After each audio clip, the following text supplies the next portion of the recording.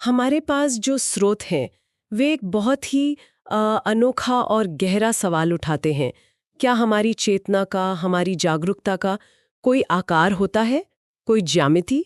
प्राचीन तंत्र ऋषियों ने चेतना को समझने के लिए कुछ अजीब से चित्र बनाए जिन्हें हम यंत्र कहते हैं। सही। और ये सिर्फ कला नहीं थे, उन्हें तो चेतना का मतलब एक तरह से ब्लूप्रिंट या नक्शा माना जाता था। बिल्कुल। तो आज की हमारी इस गहरी पड़ताल का मिशन यही है, इन नक्शों को डिकोड करना और ये समझना कि आखिर हमारे मन की ज्यामिति है क्या। और ये समझना बहुत जरूरी है कि हम यहाँ किसी पूजा पाठ या कर्मकांड की बात नहीं कर रहे हैं। नहीं, बिल्कुल नहीं। ये पूरी तरह से दर्शन, मनोविज्ञान और इस बात की पड़ताल है कि हमारा मन वो काम कैसे करता है। हम जानेंगे कि ये यंत्र क्या है और षोडश नित्या यानी चेतना की वो 16 अवस्थाएं क्या हैं जिनसे हम सब हर रोज गुजरते हैं। तो चलिए इस पहेली को सुलझाने की कोशिश करते हैं। चेतना और ज्यामिति के इस छिपे हुए संबंध की तह तक जाते हैं। तो शुरुआत करते हैं उस एक सूत्र से जो इन सभी स्रोतों का आधार है, यंत्रम मनः, मनः यंत्रम। सुनने में तो ये बहुत रहस्यमयी लगता है। यंत्र ही मन है, मन ही यंत्र है। लेकिन क्या ये सिर्फ एक सुंदर काव्यात्मक विचार नहीं है? नहीं। मतलब असल जिंदगी में इसका क्या मतलब है कि मन का एक पैटर्न है? ये थोड़ा अमूर्त सा लगता है। ये सवाल ही इस पूरी चर्चा का केंद्र है। और ये सिर्फ कविता नहीं बल्कि तांत्रिक मनोविज्ञान का एक मूल सिद्धांत है। अच्छा। इसे ऐसे समझिए, हम अक्सर सोचते हैं कि यंत्र कोई बाहरी चीज है, कोई तस्वीर जिसे हम दीवार पर टांगते हैं। लेकिन ये सूत्र कहता है नहीं, असली यंत्र तो हमारे भीतर है। हमारा मन जिस तरह से खुद को व्यवस्थित करता है, जिस तरह से हमारे विचार, भावनाएं और जागरूकता एक ढांचे में ढलते हैं, वही ढांचा यंत्र है। अच्छा, तो आप ये कह रहे हैं कि जब हम बहुत खुश होते हैं या बहुत गुस्से में या एकदम शांत, तो उन मानसिक अवस्थाओं का अपना एक अंदरूनी ज्यामितीय आकार होता है। बिल्कुल बिल्कुल। सोचिए, जब आप किसी समस्या को सुलझाने के लिए पूरी तरह केंद्रित होते हैं तो आपकी चेतना एक बिंदु की तरह हो जाती है, लेजर की तरह। हाँ। जब आप किसी प्रियजन के साथ होते हैं तो चेतना में एक विस्तार, एक फैलाव महसूस होता है। और जब आप उलझन में होते हैं तो सब कुछ बिखरा हुआ लगता है। हाँ, सब कुछ बिखरा हुआ और अस्त व्यस्त। ये सब चेतना के अलग अलग आकार ही तो हैं। यंत्र बस उस आंतरिक आकार का एक बाहरी स्थिर प्रतिबिंब है, एक आईना है जो हमें दिखाता है कि हमारे अंदर क्या चल रहा है। तो अगर मन की अपनी एक ज्यामिति है, तो इसका मतलब हमारी अलग अलग मानसिक अवस्थाओं की भी अपनी अपनी ज्यामिति होगी। हाँ। स्रोत इसी से जुड़ी एक अवधारणा की बात करता है, षोडश नित्या। पहली नजर में ये देवियों के नाम लगते हैं, पर बात उससे कहीं ज्यादा गहरी है ना? हाँ, और ये एक बहुत बड़ी गलतफहमी है जिसे स्रोत दूर करने की कोशिश करता है। अच्छा। ये षोडश नित्या कोई पौराणिक देवियां नहीं है जो कहीं बाहर बैठी हैं। वे चेतना के ही 16 मूलभूत अवस्थाएं हैं, 16 मोड हैं जिनमें हमारा मन काम करता है। ओह। हम सब दिन भर इन अवस्थाओं के चक्र में घूमते रहते हैं, चाहे हमें इसका एहसास हो या ना हो। ये तो बहुत दिलचस्प है।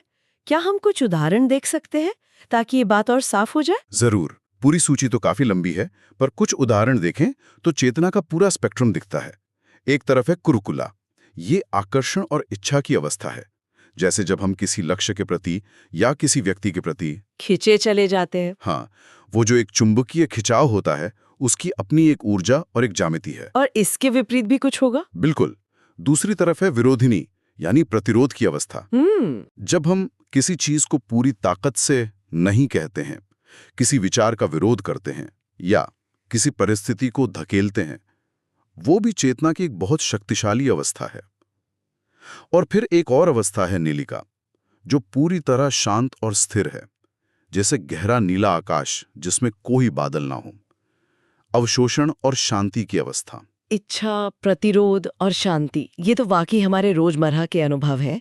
तो ये देवियों के नाम सिर्फ इन अवस्थाओं को एक पहचानने योग्य चेहरा देने का तरीका है ताकि मन उन्हें पकड़ सके। एकदम सही। ये प्रतीकात्मक भाषा है।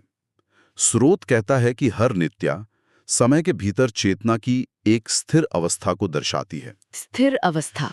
इसका मतलब ये है कि हमारी चेतना भले ही एक नदी की तरह लगातार बह रही हो, लेकिन ही कुछ खास पैटर्न या पड़ावों से होकर गुजरती है जो स्थिर और पहचानने योग्य होते हैं। जैसे संगीत बहता रहता है, लेकिन सा, रे, गा ये स्थिर स्वर हैं, स्थिर बिंदु हैं।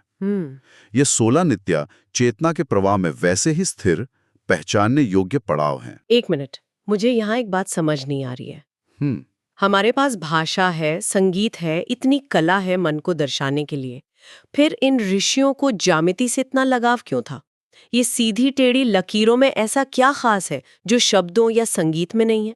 ये इस पूरी प्रणाली का सबसे क्रांतिकारी विचार है और इसका जवाब बहुत ही व्यवहारिक है। व्यवहारिक? हाँ, उन ऋषियों ने पाया कि चेतना को पकड़ने के लिए जितने भी दूसरे माध्यम हैं, वे सब अस्थिर हैं। अस्थिर कैसे? जैसे कि शब्द? हाँ, स्रोत 3 मुख्य कारण बताता है। पहला, ध्वनि और शब्द। आप एक मंत्र का जाप करते हैं या कोई शक्तिशाली शब्द बोलते हैं, जब तक आप बोल रहे हैं उसका असर है। जैसे ही आप रुके, असर खत्म, उसकी गूंज फीकी पड़ जाती है। ये तो एक अस्थायी फिक्स है। बिल्कुल। दूसरा कारण है भाषा खुद। भाषा अर्थ को बिगाड़ सकती है। अच्छा। प्याज शब्द को ही ले लीजिए, मेरे लिए उसका मतलब कुछ और है, आपके लिए कुछ और।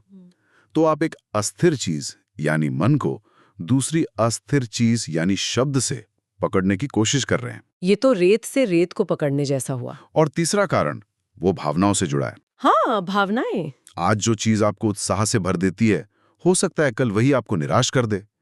भावनाएं तो मौसम की तरह बदलती रहती हैं। तो इन सभी माध्यमों में एक ही समस्या है, वे भरोसेमंद नहीं है, वे बदलते रहते हैं। तो मतलब ये ऋषि मुनि एक ऐसे सॉफ्टवेयर की तलाश में थे जो क्रैश ना हो? हाँ, कह सकते हैं। शब्द, भावनाएं, आवाज, ये सब अस्थिर एप्स हैं। लेकिन ज्यामिति एक स्थिर ऑपरेटिंग सिस्टम की तरह है, जिस पर चेतना बिना भटके चल सकती है।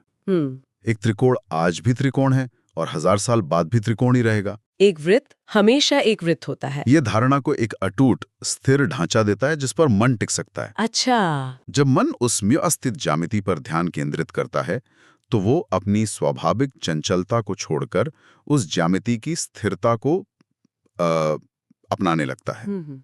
इसीलिए हर नित्या का एक विशिष्ट यंत्र सिद्धांत है। वो सिर्फ सजावट नहीं, वो उस विशेष चेतना अवस्था का सबसे शुद्ध और स्थिर नक्शा है। ये सब सुनने में बहुत तार्किक लगता है, लेकिन क्या इसको कोई आधुनिक वैज्ञानिक आधार भी है? मतलब हमारा दिमाग इन आकृतियों पर प्रतिक्रिया क्यों देता है? क्या ये सिर्फ विश्वास की बात है या इसके पीछे कोई मनोविज्ञान भी है? बिल्कुल, आप इसे एक तरह का न्यूरोसिम्बोलिज्म कह सकते हैं। न्यूरोसिम्बोलिज्म? हाँ, ये कोई जादू नहीं, यह हमारे दिमाग के काम करने के तरीके से गहराई से जुड़ा है। स्रोत में जिसे द गोल्ड कहा गया है, वो इसी की व्याख्या करता है। यंत्र इसलिए काम करते हैं क्योंकि हमारा दिमाग कुछ खास पैटर्न पर प्रतिक्रिया करने के लिए बना है। जैसे कि? सबसे पहली बात, मानव मन समरूपता यानी सिमेट्री को पसंद करता है। हमें संतुलित और व्यवस्थित आकृतियां स्वाभाविक रूप से आकर्षित करती हैं। वे हमें एक तरह से सुरक्षित महसूस कराती हैं। दूसरी बात, जब मन के पास टिकने के लिए एक साफ सुथरा ज्यामितीय ढांचा होता है तो वो भटकना कम कर देता है, उसे एक एंकर मिल जाता है। और ये हमारे दिमाग के स्तर पर, मतलब न्यूरॉन्स के स्तर पर भी कुछ करता है। हाँ, और यहीं पर बात और गहरी हो जाती है। जब हम किसी यंत्र पर लगातार ध्यान केंद्रित करते हैं तो ये हमारे मस्तिष्क में न्यूरल कोहेरेंस यानी तंत्रिका संबंधी सामंजस्य बनाता है। Neural coherence? ये सुनने में भारी शब्द लगता है, क्या इसे आसान भाषा में समझा सकते हैं? जरूर। इसे ऐसे सोचिए जैसे किसी भीड़ में सब लोग अलग अलग दिशाओं में चिल्ला रहे हैं, पूरा शोर और अराजकता है। हाँ, ये हमारे मन की सामान्य अवस्था है जहां हजारों विचार एक साथ चल रहे होते हैं। अब कल्पना कीजिए कि कोई एक सुंदर धुन बजाना शुरू कर दे और धीरे धीरे सब लोग उस धुन को सुनकर साथ में गाने लगे, तो सारा शोर एक सुर में बदल जाएगा। ठीक वही। यंत्र मन के लिए वही धुन है। ये बिखरे हुए न्यूरॉन्स को एक लय में, एक सामंजस्य में ले आता है, और जब ऐसा होता है तो चौथा प्रभाव देखने को मिलता है।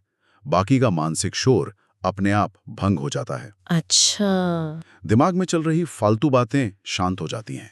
तो ये एक तरह की मानसिक कसरत है।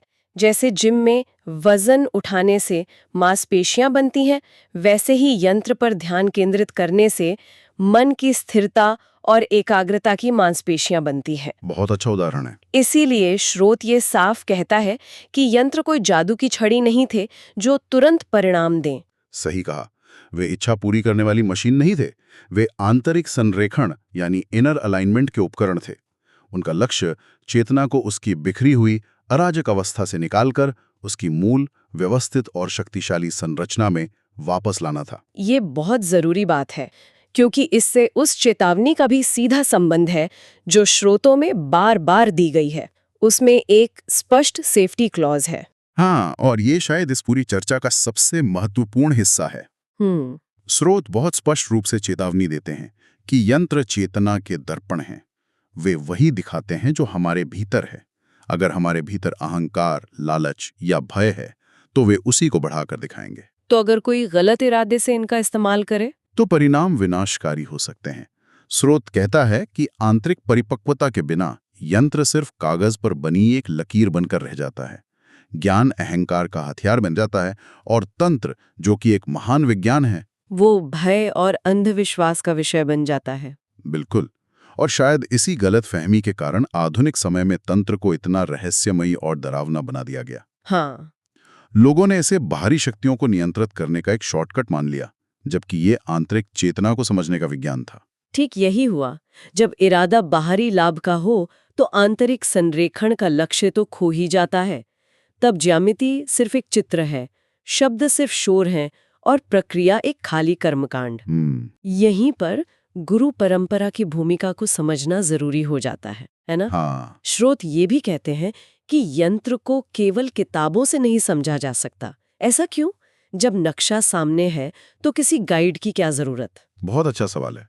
सोचिए, मैं आपको दुनिया के सबसे बेहतरीन पियानो को बजाने की किताब दे दूं। ठीक है।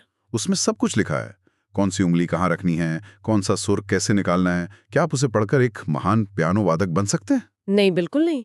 उसके लिए तो अभ्यास और एक शिक्षक की जरूरत होगी जो मुझे सुन के बताए कि मैं कहाँ गलती कर रही हूँ। बस यही बात है। ज्यामिति को देखा जाता है, उसके बारे में पढ़ा नहीं जाता। आप एक त्रिकोण के बारे में हजारों शब्द लिख सकते हैं, लेकिन जब तक आप उसे देखेंगे नहीं, उसके अनुभव को महसूस नहीं करेंगे, तब तक आप उसके सार को नहीं समझ पाएंगे। एक योग्य गुरु सिर्फ जानकारी नहीं देता, वो उस ज्यामिति के पीछे की चेतना अवस्था को आपके भीतर सक्रिय करने में मदद करता है। वो आपको नक्शा देता नहीं, बल्कि नक्शा पढ़ना सिखाता है। इसीलिए गुरु परंपरा गोपनीयता के लिए नहीं, बल्कि सही और सुरक्षित दिशा निर्देश के लिए मौजूद है। तो आज की इस लंबी और गहरी चर्चा का सार क्या है? अगर हमें एक मुख्य विचार को पकड़ना हो तो वो क्या होगा? सार बहुत सरल है। यंत्र हमारे बाहर नहीं है। 16 नित्या कोई दूर बैठी देवियां नहीं है। ये सब एक नक्शा है, एक भाषा है जिससे चेतना खुद को पहचानना सीखती है। ये हमारे अपने आंतरिक मनोविज्ञान और संरचना को समझने का एक बहुत ही परिष्कृत और वैज्ञानिक तरीका है। जैसा कि स्रोत के अंत में कहा गया है, सब कुछ आंतरिक है। चेतना की संरचना और उसका स्वरूप ही असली यंत्र है। हम सब हर पल अपने अपने यंत्रों को जी रहे हैं, उन्हें बना रहे हैं, बिगाड़ रहे हैं। बिल्कुल। और हर पल हमारी चेतना उन 16 अवस्थाओं में से किसी एक में होती है, चाहे हम उसे इच्छा कहें, प्रतिरोध कहें या शांति। हम उसे पहचाने या नहीं, ज्यामिति तो बनी रही है। और स्रोतों के आधार पर हम सुनने वालों के लिए एक विचार छोड़ सकते हैं। जरूर। कुछ ऐसा जिस पर वे इस चर्चा के बाद खुद सोच सकते हैं। एक छोटा सा प्रयोग। हाँ, एक बहुत ही शक्तिशाली प्रयोग। इस पर ध्यान न दें कि आप क्या मानते हैं या आपकी आस्था क्या है, उसे एक तरफ रख दें। बस आज और कल में जब भी आपको कोई तीव्र भावना महसूस हो, चाहे वो खुशी हो, गुस्सा हो, गहरी शांति हो या उलझन हो, एक पल के लिए रुकें और खुद से पूछें, अगर मुझे इस एहसास को एक आकार देना हो, एक ज्यामिति देनी हो, तो वो कैसी दिखेगी? क्या वो एक नुकीले तारे की तरह है, एक शांत वृत्त की तरह, या बिखरी हुई लकीरों की तरह? आपकी अपनी जागरूकता का पैटर्न क्या है, उसकी ज्यामिति क्या है?